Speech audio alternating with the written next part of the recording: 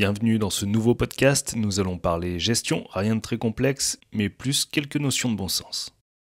J'ai moi aussi été confronté à faire le choix d'une banque lors de la création de ma micro-entreprise, au début de mon activité. À titre personnel, j'étais déjà client d'une banque traditionnelle française, avec une agence en local à disposition, tout ça c'était très bien sur la durée, mais en fait je ne m'étais jamais réellement posé la question sur le choix d'une banque ou d'une autre. Je m'étais inscrit dans la continuité de ce que mes parents m'avaient conseillé. Et au moment de faire les démarches d'inscription pour la micro-entreprise, la question s'est finalement posée. Comment ouvrir un compte dédié à mon activité et dans quelle banque ? Alors j'ai fait quelques recherches sur les possibilités, tout d'abord via mon agence locale forcément, qui m'a fourni des conditions d'ouverture et d'adhésion pour un compte pro. Mais bon, au vu des frais et par rapport à mes premières rémunérations, j'ai trouvé que c'était totalement pas le bon plan.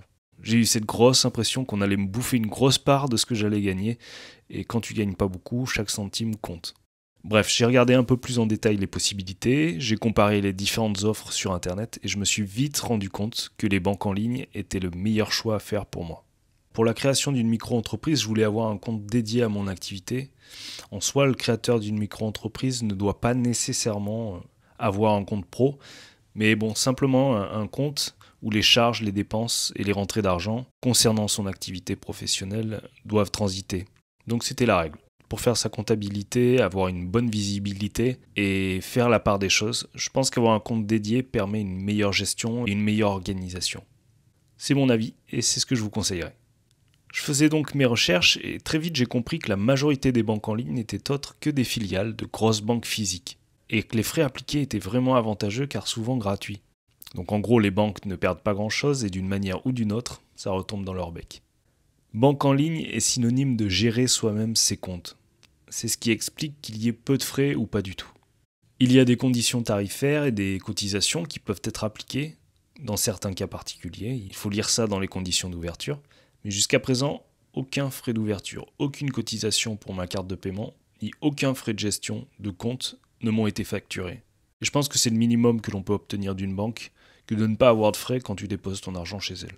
En tout cas quand tu fais une bonne gestion. L'autre point auquel je m'attachais était de savoir si j'avais un pépin un jour sur une opération, des agios ou un autre truc, il fallait que je puisse avoir quelqu'un au téléphone pour résoudre mon souci, ou me donner des explications.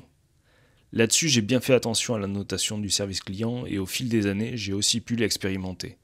Eh bien, j'ai toujours été satisfait et toujours eu une réaction derrière ma demande. Après, je dis pas que toutes les banques en ligne sont super, mais j'ai pu en tester 2 sur les 6 dernières années et vraiment je regrette pas. Pour vous dire, ça m'a fait abandonner les banques traditionnelles. En discutant avec une amie il y a quelques jours, je me suis rendu compte qu'il y avait encore de la méfiance vis-à-vis de ces banques. Je trouve qu'il est assez étonnant de rester dans une banque traditionnelle physique, surtout quand on a un petit revenu et qu'il n'y a pratiquement aucune gestion à faire sur ses comptes. La banque en ligne permet ça aussi, de gérer ses comptes. Au lieu que ce soit un conseiller qui appuie sur un bouton, c'est vous qui le faites et ça n'a rien de compliqué. Perso, je vous recommanderais aussi bien pour votre compte personnel que votre compte de micro-entreprise de passer à la banque en ligne. Sur une année, l'économie des frais n'est vraiment pas négligeable. Je trouvais intéressant de partager cela avec vous. Parmi les banques que j'ai pu tester, il y a Before Bank qui est très bien. C'est une filiale du Crédit Agricole. Il y a aussi Hello Bank de la BNP Paribas ou Boursorama, une filiale de la Société Générale. Ce sont les principales que je connais, mais vous en avez plein d'autres avec parfois des offres de bienvenue intéressantes. Pour analyser les offres, comme elles changent régulièrement, je vous recommanderais de passer par un comparateur de banque en ligne. Ça permet d'avoir en temps réel une bonne estimation des propositions et des caractéristiques de chaque banque. Après, à vous de faire le choix.